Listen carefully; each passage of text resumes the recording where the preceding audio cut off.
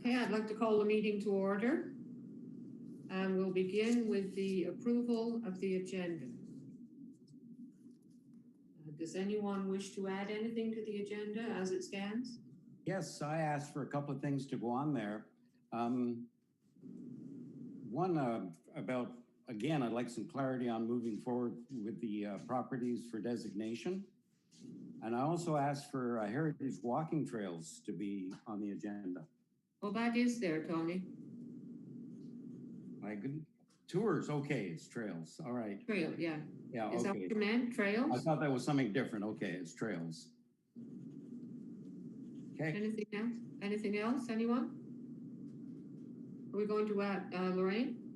I just wondered, we had talked about doing a chapter every session. Are we going to make that next week? Is it or next month? Or I don't see it on here. That's all. Chapter 2 of the standards. Yeah. Well, let's add that because it was a short chapter. Yeah, a really important one. Yeah. Yeah. Yes. So let's add that as item 5, 6, right? 6, yeah. Okay.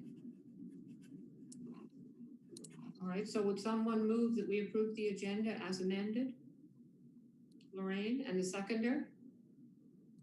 Jenny? Anybody jumping forward?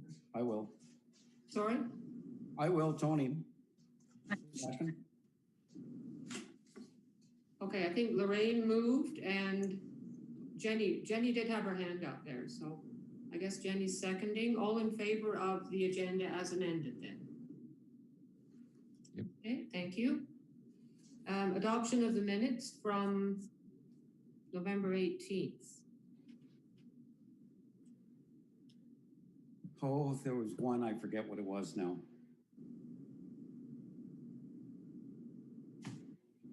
Forget it. So would someone move that we adopt the minutes then of the previous meeting? Lorraine's going to move that. And the seconder, please. Ted, all in favor? Okay, thank you. Disclosure of monetary interest. Anyone? Katie? Are you disclosing monetary interest, Katie, or are you just... Nope. No, okay. No, I was seconding something.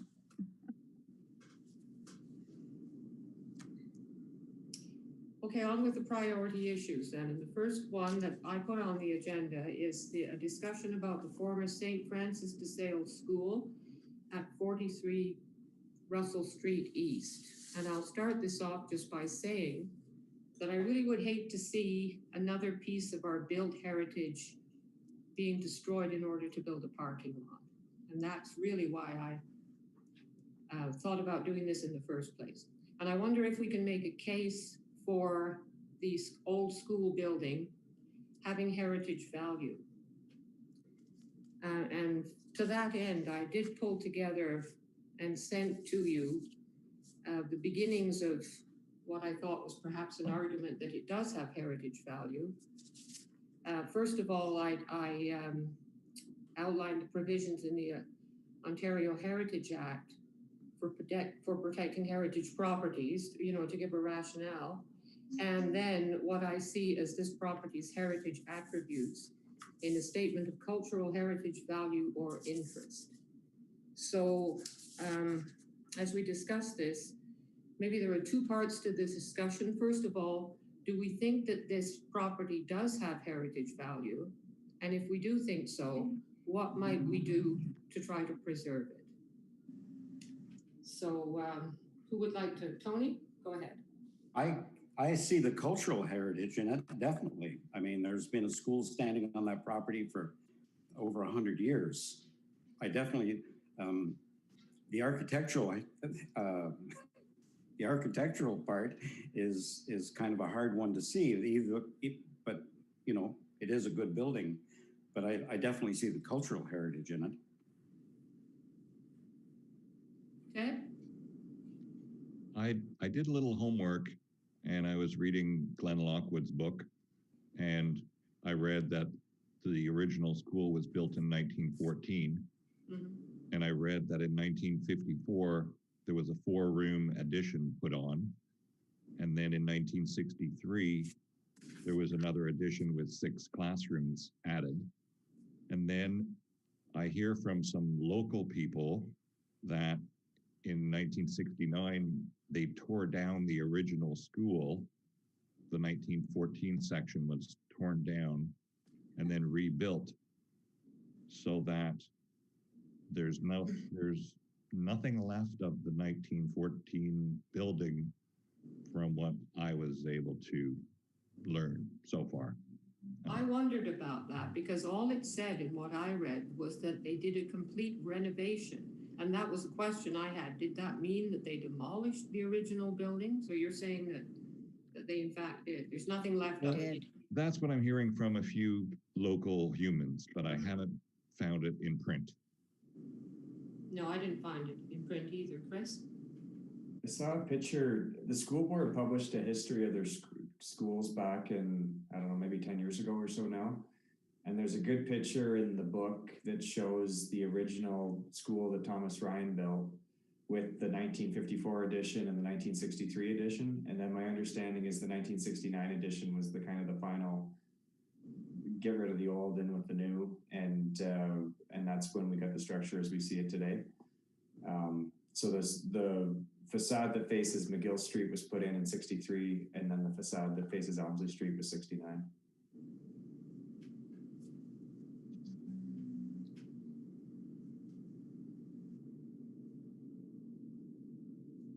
Go ahead, Lorraine. Yeah, I think that regardless of whether the original site's there, my understanding of significance is that the same type of building used for the same purpose was maintained throughout that 100 years. You know, when a school becomes a school, we have lots of buildings that are similar to this, where they're just changed, but are really providing the same kind of significance. That's what strikes me about the property. And you know, like, I can't imagine, it's already been said, but that this committee would ever say, you know, a building or a group of buildings that has any kind of historical significance to our community is better off as a parking lot. Right. I never thought that it met any kind of architectural criteria, but according to the toolkit booklet we have, a property doesn't have to meet all 3 criteria.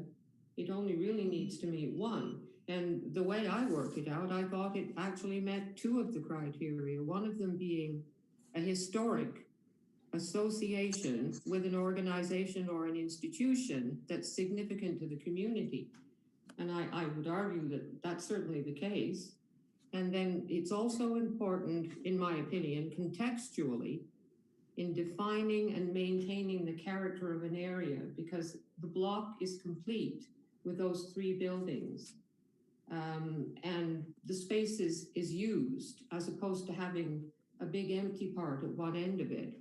And it is physically, functionally, the school itself is physically, functionally, and historically linked to its surroundings, which would be the church and the presbytery, both of which were built in the middle of the 1800s. Apparently, at one point, there was a suggestion that the presbytery be demolished and rebuilt, and it didn't happen because somebody said they thought it had heritage value. And I read that today somewhere. Carl, you wanted to comment? Yes, I'll just speak a little bit on the procedure. Mary and I did have a teleconference this afternoon with a heritage advisor with the province, and just to understand the process here. So I think as we all know, what this does is gives us 60 days, sort of a 60-day pause on a possible demolition application. So we understand the bar to list the property is fairly low, but in terms of actually designating the property, then certainly there is the more detailed consultation process with the possible, or at least the possible the ability for the property owner, the diocese, to object. They don't have that statutory ability through a listing process. So our practice has always been to seek the consent of property owners to list as a courtesy. So I think as to list the property, then I think yes, there's the bar for that is fairly easy. But as far as actually designating the property, then the strongest argument I sense is the associative value, as Dorothy had mentioned.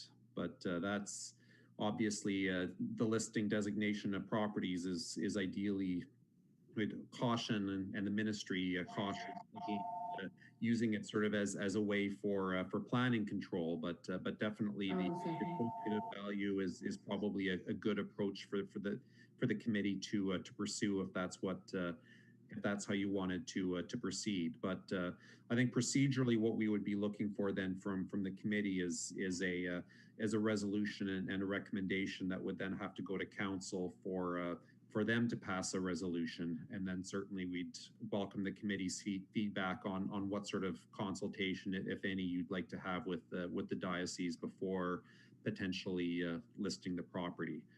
So I'll resume the conversation. I just wanted to give a little heads up on the procedural discussion that we had this afternoon. Jenny? Thanks. I think for me, if there is some association with the building for the church, I wonder if there's any merit to designating the entire complex. Like, this seems to be only about the school itself. So I'm just wondering if there's any interest in that whole block, essentially. I wondered about that, but I didn't know whether it was all one property or whether it's in fact two separate properties owned by the same owner. Do you know that, Carl?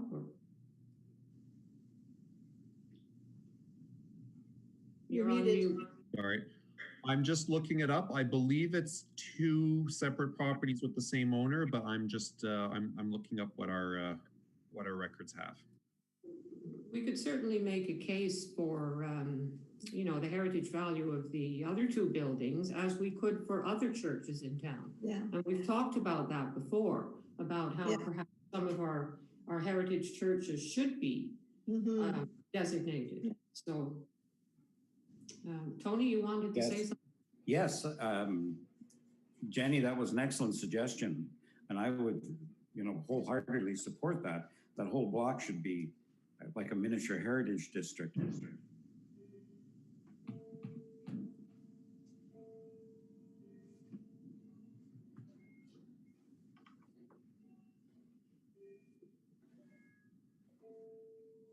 Any further comments?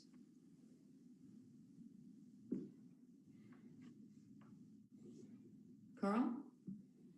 So our municipal records suggest that the school property is indeed separate from the church property.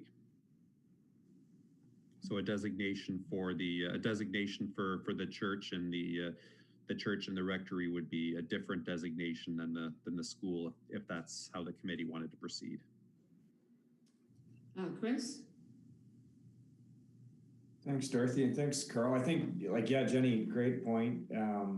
My question is related to, usually, this is my understanding, and Carl, maybe correct me if I'm wrong, but if you're to buy a lot that's adjacent to a lot you currently own, the default is that both lots become owned by the same group. It becomes one lot. So I'm wondering if maybe was the record updated since the school moved out, and maybe in fact it has since merged since the town's database was updated last. Go ahead, Mary. I was just going to say that, yes, Chris, it has been updated since the purchase. So does that mean that it's two properties or one then? Two, even though it's been updated. Okay. Again, Tony? Could we not just designate the block?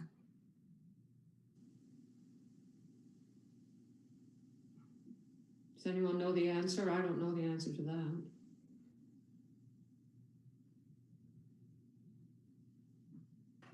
I mean, that would encompass Hanley Hall as well. Yes, it would. Yeah. Carl? I don't see why you couldn't designate the entire block. If there's two separate properties, then, or two or more separate properties, then that can be addressed on there. Then you can pass, then we can investigate passing separate bylaws. But I think the key thing is you'd be identifying features. The designation bylaw would be identifying what it is that's of significance and worthy of protection. So for instance, if Hanley Hall is less so, then perhaps the designation bylaw can sort of pass over that, which would allow a little more flexibility for Hanley Hall to be altered. But these are legalities that we can investigate. The properties do have separate assessment roll numbers, but when properties get bought and sold separately and they merge on title, that doesn't always find its way to the municipal records, or at least to our assessment records. So what the land registry office may have might be different from what our assessment records would have. So that wouldn't require further research just to confirm the exact property orientation. Carl, that would also give us our first heritage district. Miniature, but it's a start.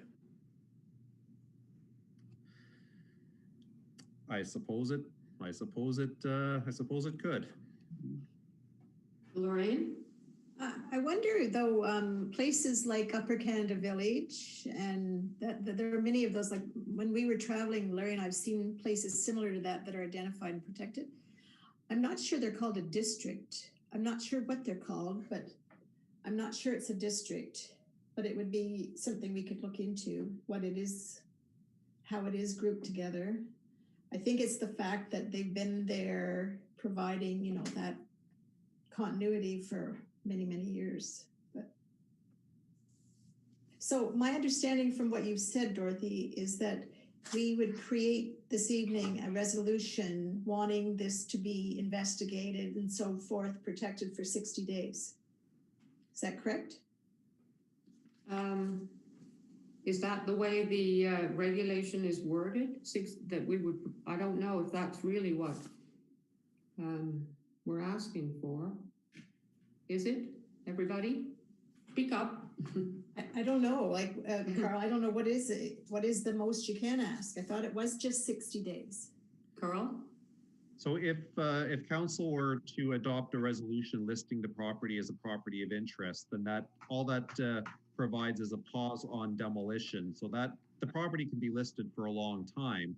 But as soon as we get the notice of intent to demolish the property, then the 60-day clock starts. And within those 60 days, we either take some action to designate the property, and then we'll obviously, if this is the will of the committee and of council, then we'll investigate what the legalities and the steps of that. But if that 60 days it gives us the opportunity to consider a designation. If we don't designate it within the 60 days, then the clock runs out and the demolition permit can be issued. But the 60 days really kicks in once we get that notice of intent to demolish. If that notice doesn't, of course, that doesn't mean if the property gets listed, the committee can start researching and council can start considering a designation at any point within that. But the clock really, it's really the listing of the property is really just, it puts a pause on a demolition action to give us the opportunity very quickly to consider a designation. Well, how far along is the demolition process? That I don't know. Because the other thing that I found in the toolkit was that council can use the notice of intention to designate, which isn't the same thing as putting it on the list. That's the notice of intention to designate is something that's published in the newspaper and gives council an opportunity to consider the significance of the property and alternatives to demolition. And then once the notice of intention to designate is issued, there are interim protections, and any permit, including a demolition permit, becomes void. And then after that, any proposed demolition requires council's consent. And that's the purpose of the notice of intention to designate. So I think step one is putting it on the properties of interest list to buy a bit of time to do more, a better summary of why we think that it's of heritage value. But this other process is something that council could use if council wished to do so. Is that are you making a motion on that, Madam Chair? No, I'm not making a motion on what I think council ought to do. We ought to do. What we ought to do. I think what we as a committee, what do we want to do? I'm kind of hearing that we agree that there's some heritage value there, unless anybody disagrees with that, that we can make a case for the property having heritage value. So then the other part is, well, what are we going to do then? What kind of a motion are we going to pass? Should we pass a motion to council, or should we do something like writing a letter to the old property owners, trying to make the case for it having heritage value? Maybe they haven't thought about the fact that it has heritage value at all. Is that something that we should be doing first? I open that up for discussion. Lorraine? I think if we look at what we've done in the past for properties of interest, is we list them, and then we've gone over and over whether or not we contact the owners first or put the list and then, you know, explain to them why it's on that, and then they can accept it. And because it's the first step before you designate the property, right? It has to be on the properties of interest list. Yes. So I don't think that's you know, in my opinion, that's what we'd have to do first, I think. Am I right, Carl? I think that would be the first step. Carl? I don't believe I'm going through the act right now. I don't believe it is a necessary prerequisite. I think it's something that we've typically been doing just to kind of hold them in place, but I don't believe it's essential that has to follow, the listing has to happen before the designation. There's whether property is listed or not, there's still that legal process we have to follow before we can pass a designation bylaw. However, if it's something that we normally do, then we should probably do it, because that's our normal procedure when we put property, when we're concerned about heritage properties, right? So I don't think we should skip that stage. Chris? Did we do that with the downtown ones, or how did that work? Because that's kind of a similar situation where we're dealing with corporate, like an organization instead of like a resident. With the downtown ones, what we did was we sent out a letter telling them that we intended to do this, and if they had questions or concerns, that they could either come to one of our meetings or contact Carl. Yeah. And some of those property owners did. We had a delegation from the Legion, and some of them didn't, never responded. That's right. Yeah. Question, Tony? Madam Chair? Dorothy? Go ahead, Tony. Do we need to move expeditiously on this? Do you know the answer to that, Carl? I do not know the answer to that, unfortunately. I'd hate to be spinning our wheels going through the process when we should, if the need arises, to move a little quicker on it.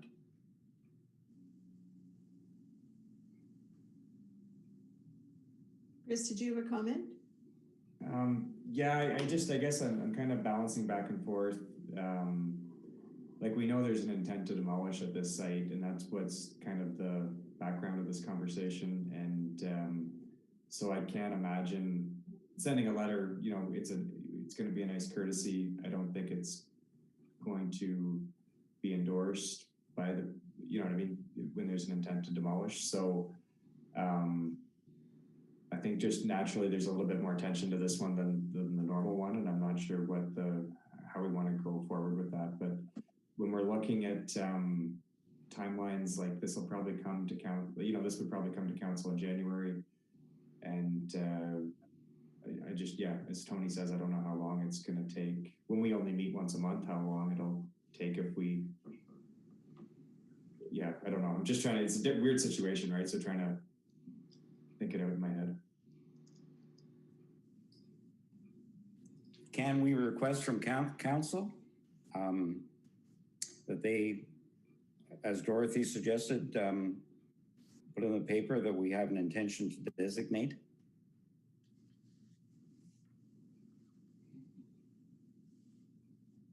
I think we can do that, but I'm not sure if we should be doing that first.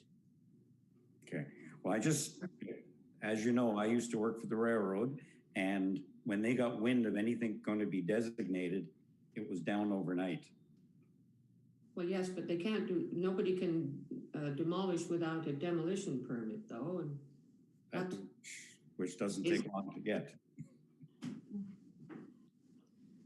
Well, I think the least we can do today is make a motion to include this property on the properties of interest list. We can do that at least. That's your motion?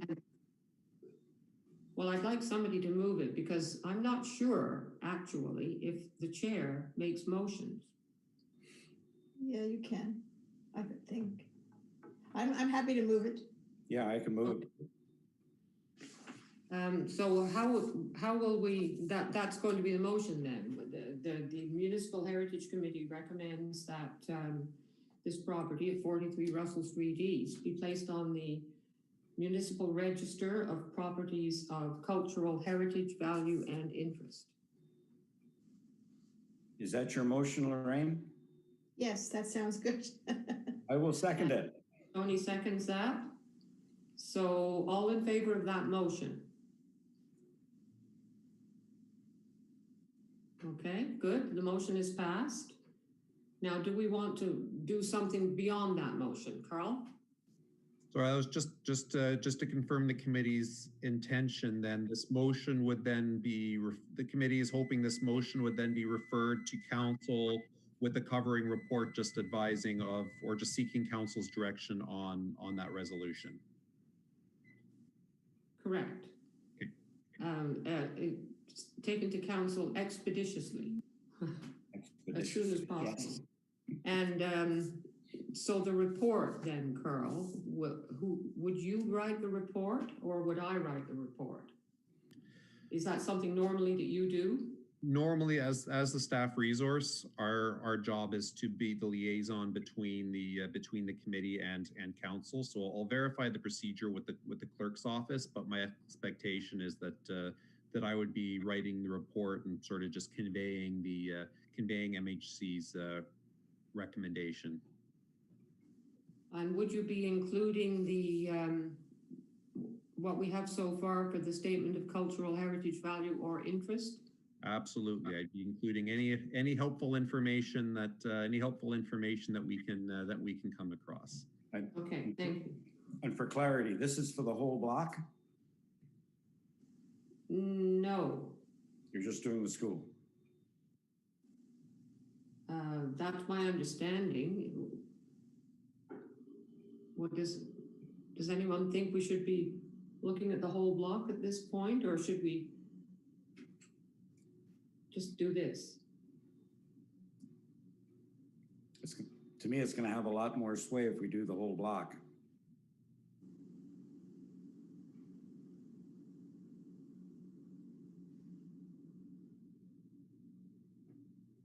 You make a good point, Lorraine. Well, I wonder if it might make more upset. I mean, over the years I've been involved with municipal heritage, we've talked about churches because all of our churches should be designated. They're all beautiful buildings and they should be preserved. But churches are one of those ones that gets a lot of people upset and worried. And I don't know of a church that's identified locally. I don't know if anyone else does, but I know that I've read about how difficult it is to do that and how much, you get a lot of resistance from the church community.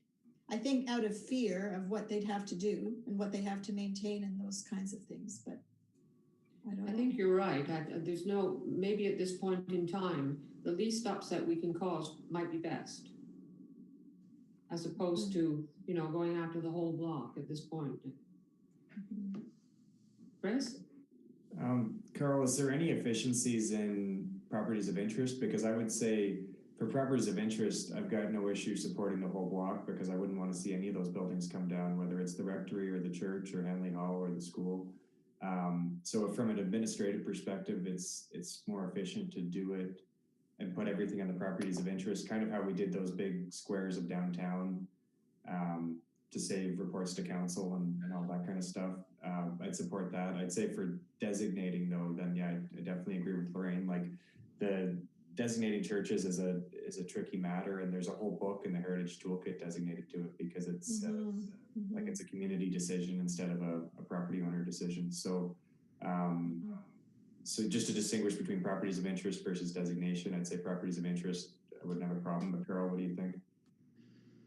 No, I think that's a good point, Chris. And the experience that we've often had, I think, was we've been looking at designating, like typically they're not all contiguous with each other, but we've been designating a whole bunch of properties together because there is an efficiency just simply in terms of the administration and the reporting process to having one rather than just one and then perhaps later on following a couple of others. And also I think when the committee's considering their next steps here too, I think it sounds that one of your arguments, your strongest arguments with respect to the school is its associative value, and its associative value is also with its surroundings. That includes the church and the other and that whole block. So there may be some value, at least in terms of building your case to council and to the community that the entire block be looked at together.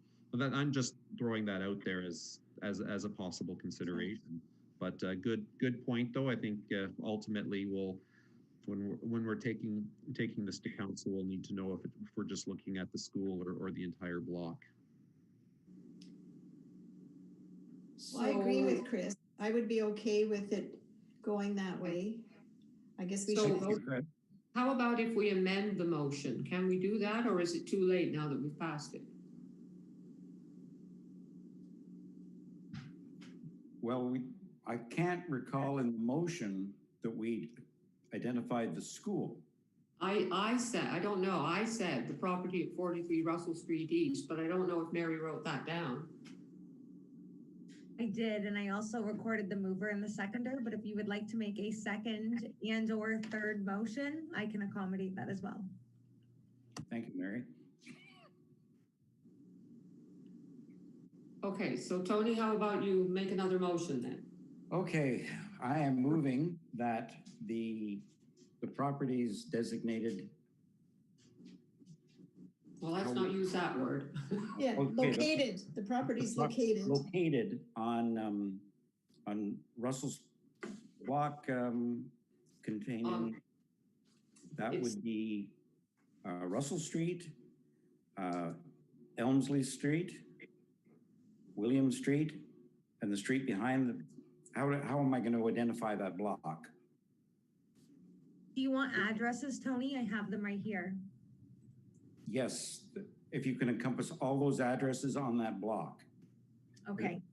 So that's what you're intending. So 43 Russell Street East, I have 19 Elmsley Street North, 17 Elmsley Street North, and then 30 McGill Street North, the entire block, right? Entire block. 4 addresses on the block, so I'll include that in the motion then. Yes. To be listed on properties of interest. We added to, yeah. Added to the municipal register. Added to the municipal register, yes, as properties of interest. Details will follow. Okay, so a seconder for that motion then? Lorraine? Any further discussion before we vote on that?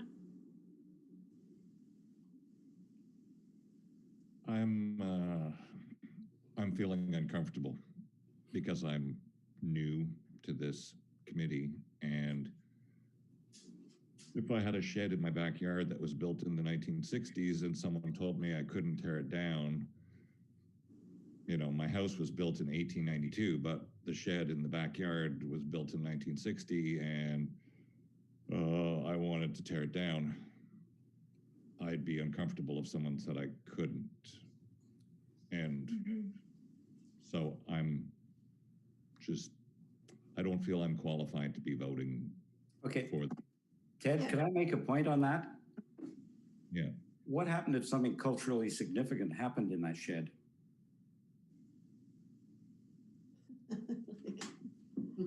Yeah, that's a good point. Yeah. Yeah. Mm-hmm. It's not the age of the building. We really get hung up. I know we as we get hung up on age, like say, oh, this is an old building. This should be designated. But there's so many beautiful homes we have around Smith Falls that were built in the 1960s. They're wonderful mid-century construction. My feeling is they should be designated as well. It's not just the age, it's what they are, what they represent, and what is culturally significant. Yeah. God knows what happened in that shed, Ted. Well, you're right. Yeah. Lorraine? Well, and the other thing, thank you for speaking up, Ted, because the other thing is I noticed there were only 3 of us, I think, that put our hand up. So if we don't have the support of this group, Ted, you have a place like all of us. You're part of this. You have a voting right in this. And we're happy to have you, as well as Katie and others. And so if we don't have support, then we don't go forward with this. 2 of us can't bring it forward. and that doesn't mean to add pressure. I'm not trying to do that. I think we need to talk about it and come to a decision whether or not the full committee or the majority of us feel that that's the way to go. Jenny, you brought forth the idea of the whole block. Does that mean you're supportive of this? Yes. Okay. Chris? Thanks, Dorothy. Carl, can you just help me understand? I think the timeline to process a demolition permit normally is 10 days. What we're voting on, essentially the only power behind putting something on the properties of interest list is it extends it from 10 days to 60 days. And I'm thinking just because there's this much discussion happening at the table, that extra 50 days could be really useful if we do find ourselves in a tight situation. Yeah. So it's not that we're preventing anything from being demolished or we're really doing anything that meaningful tonight, but we're at least buying ourselves some time to be able to have the proper conversations if and when that time comes. Is that fair, Carl?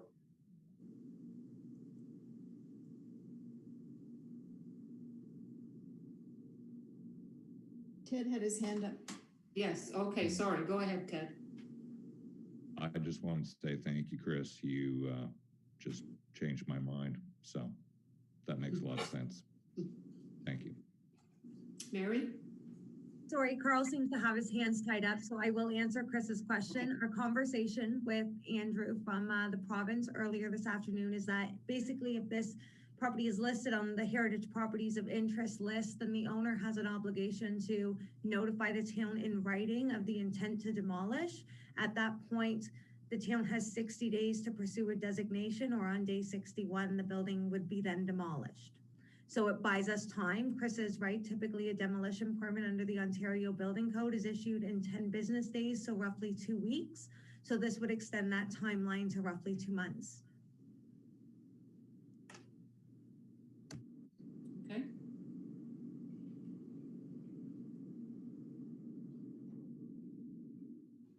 Thank you. Any further discussion then, or shall we vote on this motion so that we can continue with the agenda? So is people okay with voting now? I have the votes, Dorothy. Did I miss something? No, we I haven't have one voted for on. 43 Russell, and then I have one for the entire block with a mover and a seconder, I believe. But you only had 2 people put their hand up to vote. No, we didn't vote on this one yet. We voted on the first one, but this one, we're still discussing. It was moved and seconded, right, Mary? The second one or the first one? So the first one I had for 43 Russell Street East, mover was Lorraine. seconder was Tony, and then Tony made the motion for the entire block. And then you asked for a seconder and Lorraine kind of went, Yes. and you go, okay. So I Okay, just we have this. haven't voted yet. have Okay. we? Okay. No, okay, so all in favor then of the motion to include the entire block as opposed to just the school? Tony, I couldn't see. Okay, thank you. Motion passed.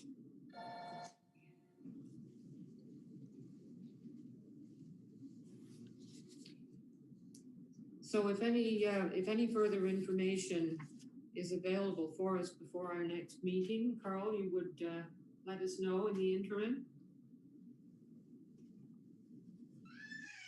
Yes, I will, Dorothy. Okay, thank you.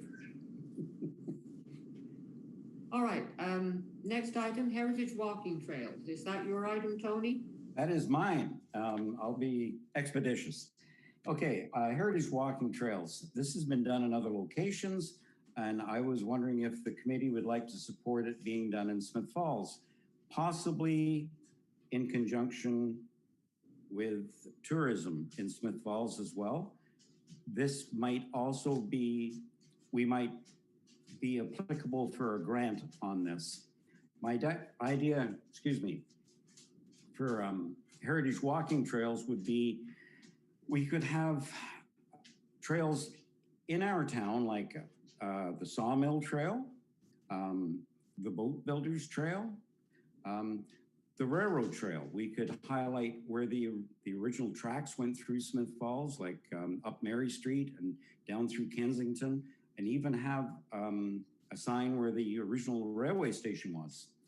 The Frost and Wood Trail, and of course that would encompass the railway connection up Bay Street and William Street.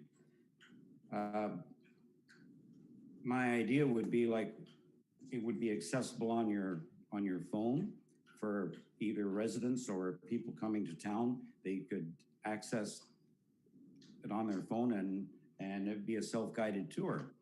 It would just be the trails around town, and it also help the local people who are moving to Smith Falls, and also Smith Falls residents of, show them what has happened in our past. We could even have a turkey trail, a turkey fair trail. Anyway, I just wondered if the committee would be interested in supporting that.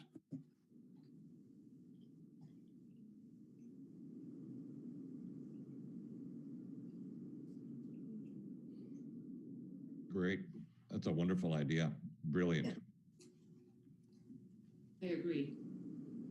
Okay, with the committee's permission, I would like to pursue it further with tourism and see what monies are available. But it would be nice, I thought it would be nice to have the municipal heritage kind of hashtag on it as well as just tourism. Okay, I'll see what I can do. Great idea, Tony. Okay, that's it. That's it. Okay. Next item is the Town Hall Post Tower restoration options. And thank you, Ted, for that photo. That really shows what the door looks like or looked like. Well, I spoke to Stephen Maddock, and he doesn't have any images of the post tower that he knows of. He has so many images, but they're not all cataloged. So that's the best I've been able to find so far. Well, I think it answers the question, doesn't it? As to whether or not there was a window above the door. So we know that now. Yeah. Chris? Since the ground floor window is still there, I think it's the 3x3 pane, or is it 3x6 maybe? The person doing the work could take a look at that one, use that one to be a guide for the dimensions for the smaller ones that we're having a harder time getting, because we know they were like 2/2 or something of that nature in those windows. Would that be a good direction to go for that? because, sorry, just for background, there was a day that I was walking by and there was no lock on the door, so I stuck my head in, and that original window is still there on the ground floor level. So that would be a really great base to start with. Unfortunately, the doors were pretty gutted. Like it looks like a new frame around, but at least for the windows, we've got good guidance on that based on existing materials. Then the door, you know, we've got our options, so we can pick something, I guess.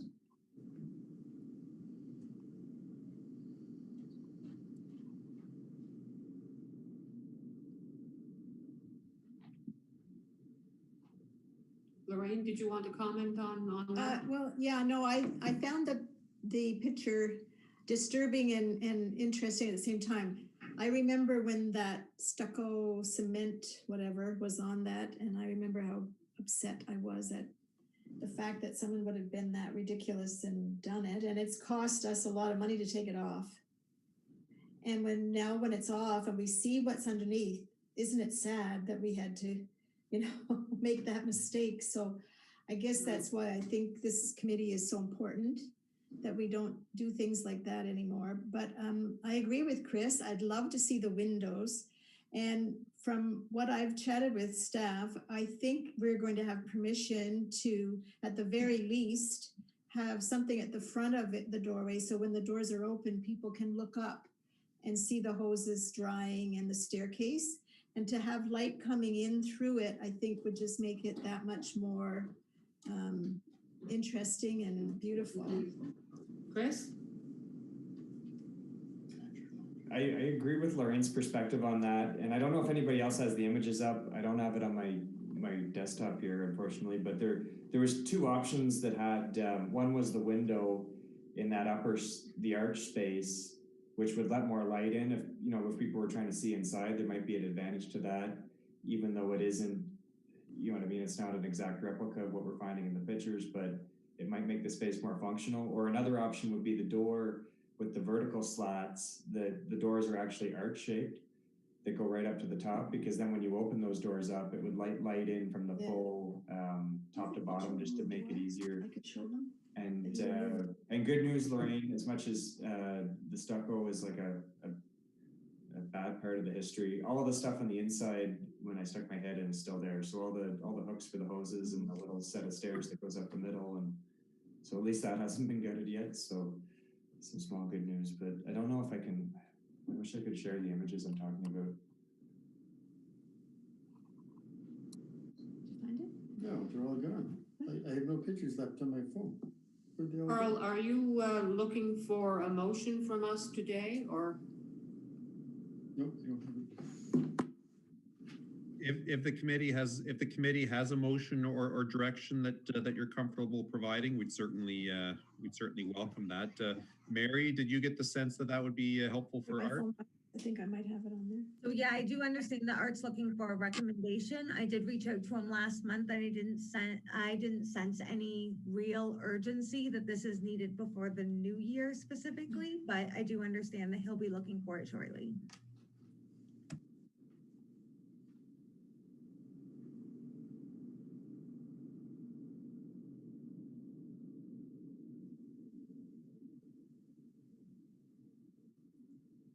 Lorraine?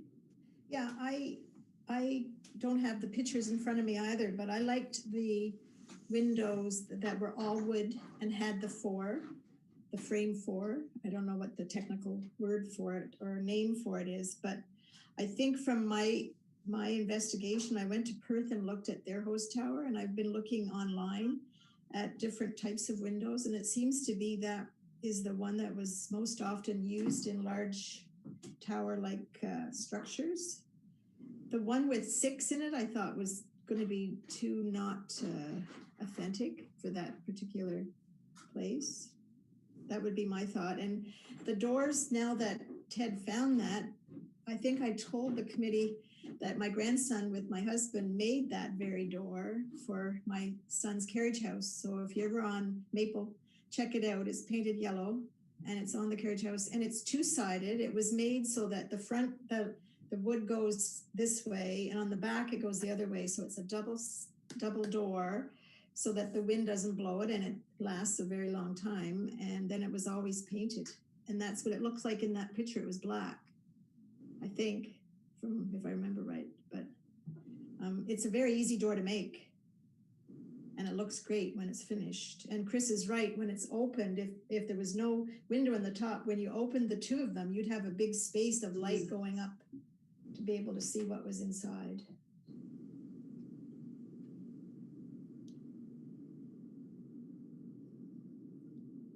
So should we leave this then until January, if it's not urgent? I have a feeling that the people that are creating it may be doing it over the course of the winter months. That's the sense I had. Chris, is that your sense? I think Art wanted to know our decision so that if there was time for these people to be working on them in the winter, they'd know what to do. I think the problem is that we don't all have the drawings in front of us. I don't. And if we all had the drawings to look at, it would be much easier to. I know, yeah. That's why I'm suggesting leaving it till January and all of us having the drawings then. If we could even have printed copies of those drawings beside us as we're meeting on Zoom, I think we could do a better job of this issue. Okay. Is that okay with everybody? Mary, could you make sure that we actually have that paperwork instead of, having to look on a different, like on our phones or something? Yes, I'll send them again. Or do you want me to deliver hard copies? Sorry, Dorothy, I misunderstood for a second. Do you want me to send it again, or do you want me to send out hard copies? I'd like a hard copy myself, but As I don't know. Tony? Yes, please. Yes, hard copies then, please. Okay, next item, Heritage Week, the Heritage Hunt activity. Jenny, that's yours, I guess. Yes, just a quick update. The subcommittee, we have met twice virtually, and we have a lot of things finalized. It's coming along very well. We have all 12 of our images finalized at 12 designated buildings and landmarks, and we have all of our clues figured out as well. So next we're working on the formatting, so figuring out how it's all going to look, how it's going to fit on the page. If anyone remembers the example from Peterborough, that's the one that we're going to be kind of referencing the most. So ours will look the most similar to that. And we hope to have that complete by the end of this year. So we're meeting again the end of December. So hopefully we will have that part done. We're still figuring out some prizes. Ted has very generously offered some tickets to a magic show in 2021. So that will be included as a part of the prizes as well. We hope to have the final draft ready to go the beginning of January. And hopefully we'll have some people give it a try, see if there's anything that kind of needs to be tweaked. Maybe a few members of the committee could give it a go as well and see how it works, if there's anything that needs to be changed. We have kind of decided starting February 1st, and it'll run till the 21st, which is the last day of Heritage Week. So about 3 weeks to get it complete. It's coming along well. I don't know if Ted or Katie have anything to add, but I know for myself, I've had a lot of fun working on it. It's been good. Sounds like fun. Yes, it's been a lot of fun, and I've learned more about this amazing town. And the arch at the Collegiate Institute, I was standing there and trying to work on what it was. And I came home and David. looked at photographs. I wanted to ask Jenny for the layout, the graphic design, which Jenny offered to take care of. Would you be more comfortable if the printer had their graphic artist do it, or are you able to do that? Can I give it a go first, and then if I'm having trouble, can pass it along? Yeah, no, I just wanted to be sure that you weren't taking on too much work that you didn't want to do. Okay, thanks, Ted. I just wanted to say that my husband and I went out last Friday and went to all these places, and David acted as a newbie taking the contest for the first time, and he had a lot of fun. He learned a lot, and the questions and the pictures are just great. So it's going to be a lot of fun. Great. Good. Didn't you have one suggestion? Well, thank you for that, Jenny. Next item on the agenda is what Tony wanted to add about our plans for designating new properties, which I guess has sort of been interrupted by the pandemic, or we would probably have achieved our goal. We had wanted to do new designations by the end of 2020. So Tony, do you want to comment, or were you just looking for information? Yeah, I was just wondering when we may be able to go forward, because there is another property I would like to have designated at the same time I'd like to put forward. So I just wonder what the plans were for designating the properties we've already put forward as properties of interest and have listed. I just kind of like to see it happen within the next 6 months. Would really hope that happens. My understanding is that we are waiting for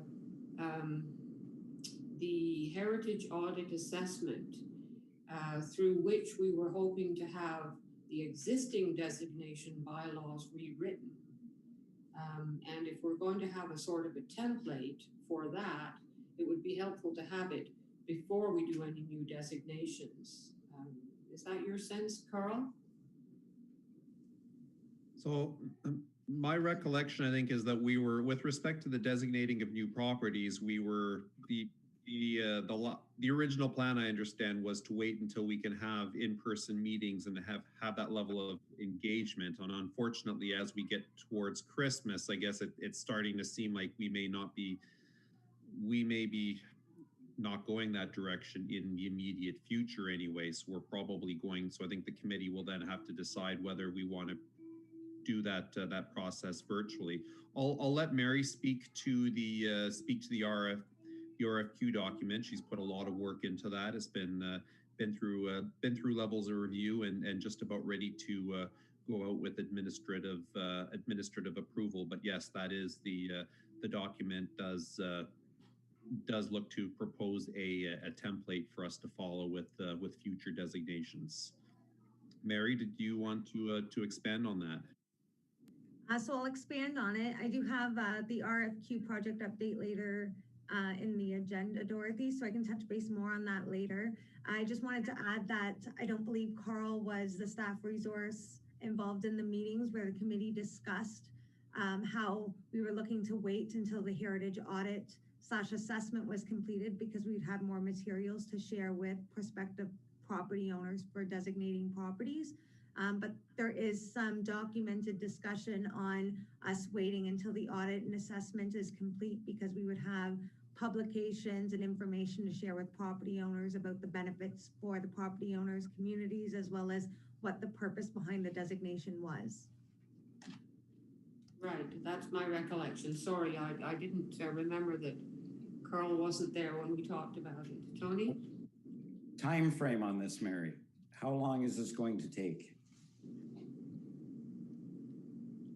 So I am providing more of an update later on the RFQ. There's a few items of clarification that I need from the committee before I can send it to the clerk and senior planner for final review. Carl has had the opportunity to review it a couple of times though before it's sent out. So it'll be sent out early new year. And timelines, specific dates in the RFQ won't be finalized until that final review is done. Is there a time frame that the committee, I suppose, would like to see for this to be completed? How about 60 days? I mean, this has dragged on. This has been a year. We have not designated anything this year. I know we have COVID to work around, but like we're dragging our feet, spinning our wheels. I don't know what you want to use, but like nothing's happening. We only seem to get as far as the properties of interest list, don't we? We do. Let's get something designated. Right.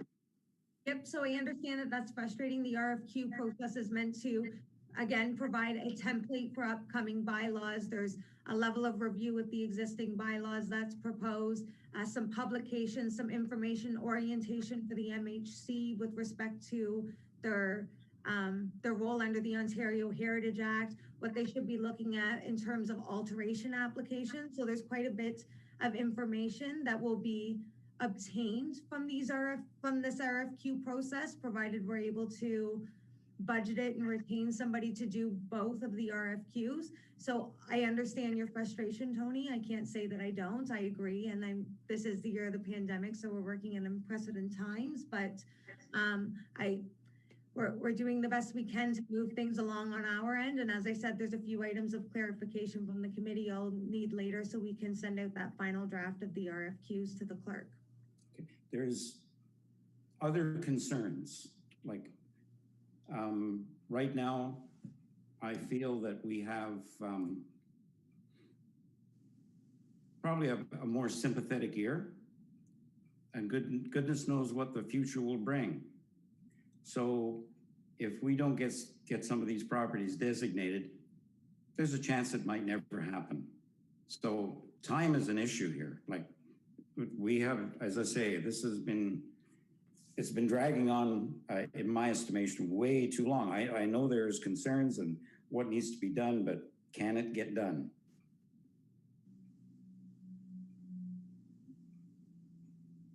Lorraine? Yeah, I agree in the sense that I think we have a number of them just waiting to be done. Like, you know, we've done all the, and to me, those are the easy ones because the people want them. I mean, Ted, for instance, has been researching his own property. So there's another easy one. Like, you know, he knows the value of his home and he's done all the research for us. So it's just a matter of, you know, putting that down and protecting it. I think there are a number of those that are not going to be difficult ones to do, Mary. That's all that we're thinking. I get that the RFP is going to give us, you know, better quality and we're going to be getting lots of advice. But I do think we've already done some identifications. Dorothy did an amazing job of the write-ups. So why not just do a few of those easy ones? Mary?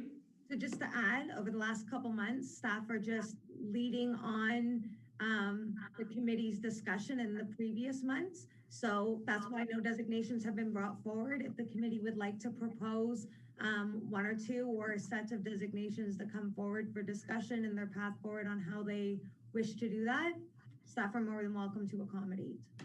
That's great. Good.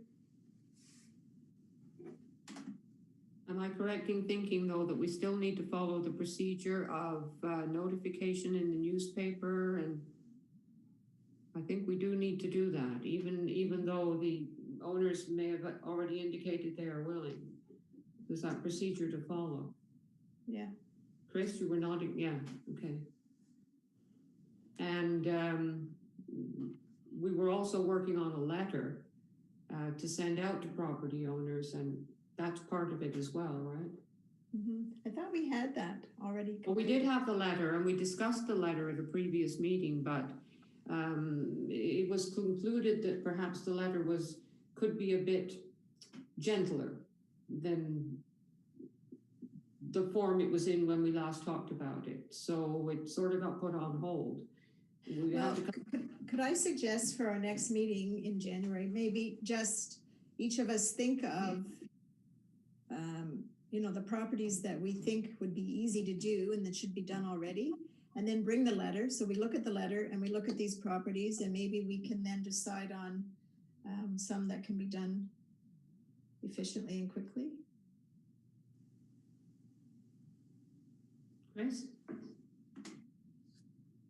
Yeah, like I think for the short list I'm thinking of, I don't even know if we need a letter because we've had a dialogue. Like these people are really, they've been waiting now a while, and but having the consultant write the bylaw, I think is going to give us the quality of bylaw that's really going to pay off in future years when alterations come to the future committees and contentious issues arise. Getting them written properly is going to really count. So that's the only thing if we could get that moving, it'd be good because I think we brought this up back in March, and and I want to see some houses on Brockville Street designated. So we put this off. Oh, go ahead, Mary. Oh, it's all right. I was just going to ask if Dorothy would like me to circulate the registry for the municipal properties of interest. I do have a complete registry done up because we were having a difficult time locating it when I was hired on. So I went ahead, did the digging, did the research. And now I have a full complete list, as well as the ones that haven't. There is one, the Ward Burial Ground, that the committee provided a recommendation for last year, where if Carl is pursuing the properties of interest for 43 Russell Street block, that will probably add on at the same time. But if you would all like me to circulate that for your consideration before January's meeting, I just need the direction, I'll do so. Good idea.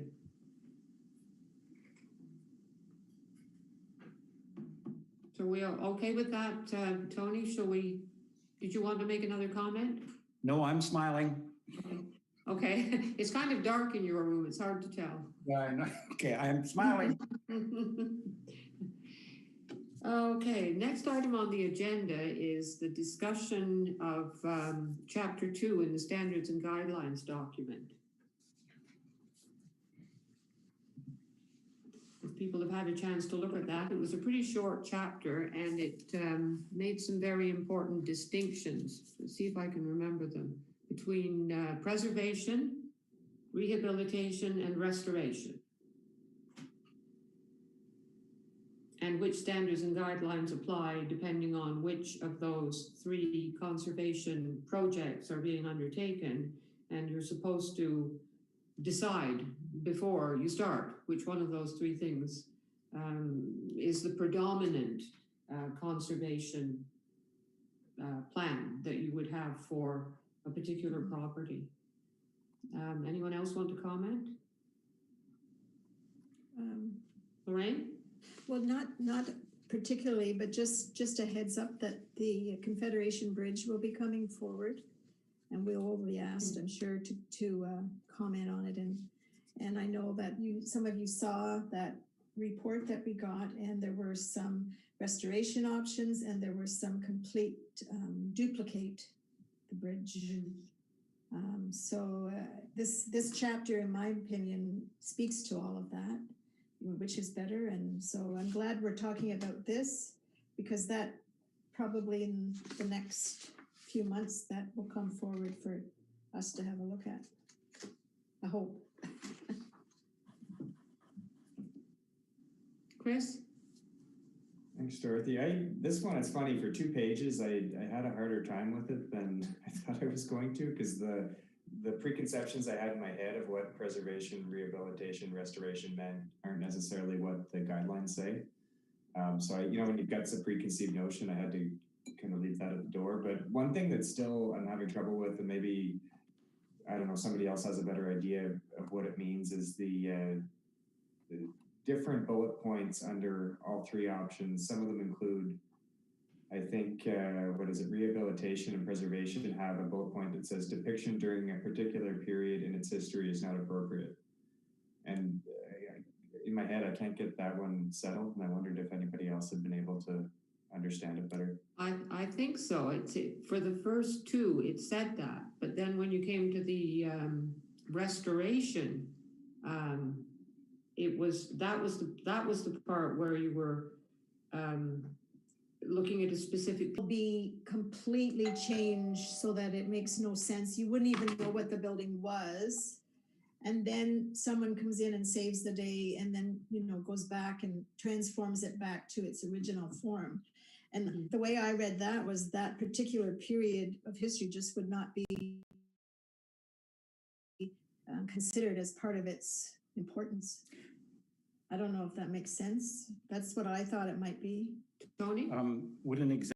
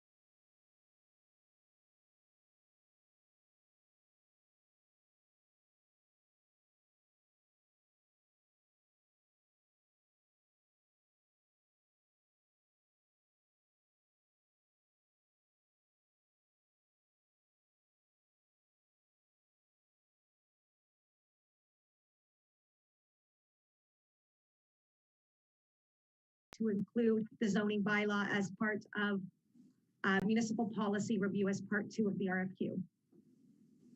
Lorraine? Yeah, something that I've been trying to get noticed in our town, but other places too, is that our CBO has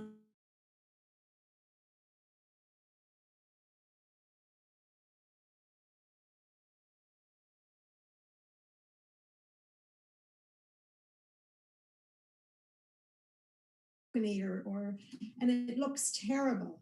It ruins the house. And I've had long conversations with him, and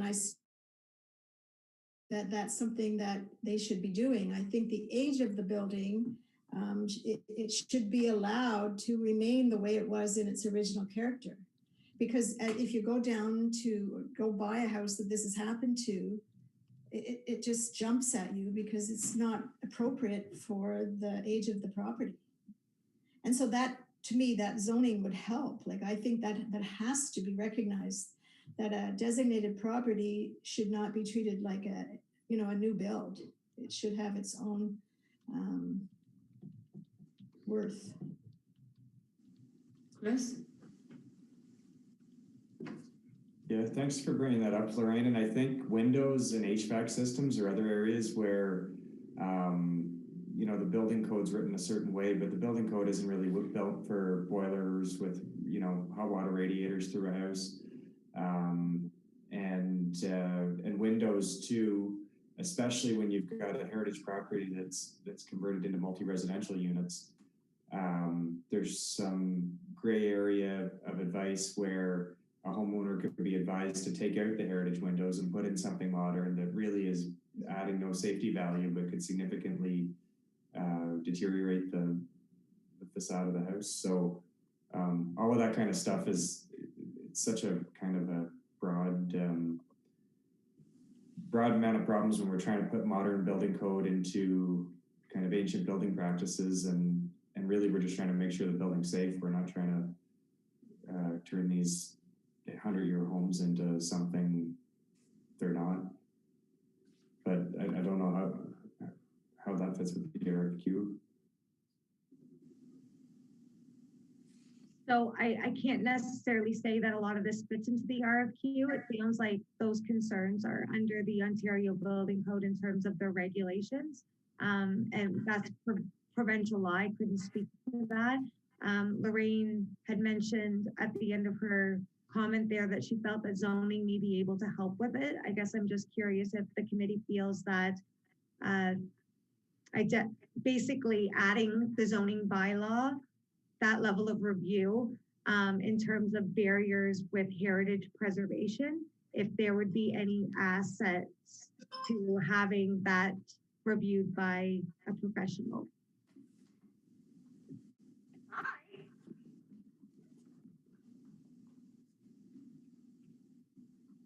I think so. I mean, I think it's really important.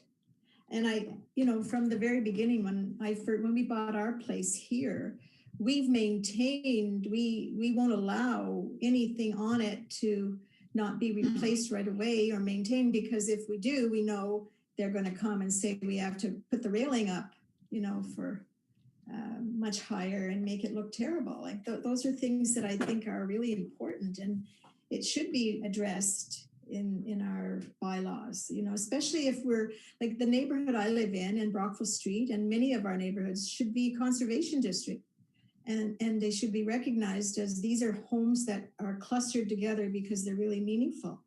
But instead, what we've done is nothing. We haven't protected them. We haven't advised owners. And oftentimes people come to me with the complaint that they're being told that they have to replace their veranda with railings that are like much too high and more modern. And those things are wrong. Carl? Yes, I think zoning is an interesting, zoning is a little bit, I apologize. You'll need to come back with me a little bit. I have a bit of I have to negotiate candy with my 6-year-old. I'll be right, hold on.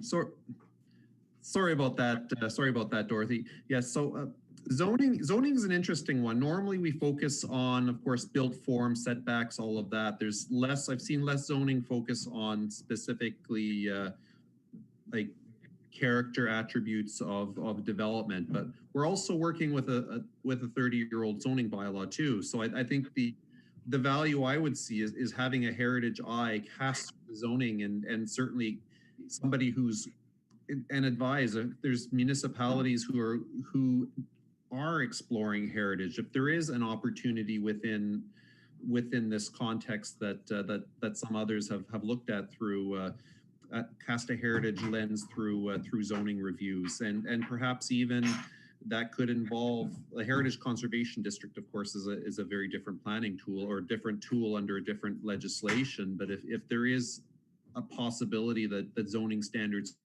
could be different in that area. So I think I'd be very curious as a planner to see if this is being done on a more strategic and comprehensive basis with more modern zoning documents. So I think that's the value we saw in adding that to the RFQ, and certainly with the committee's concurrence, I think it's a question that I'd love to see answered, especially as we go into a zoning review, hopefully in the next little while.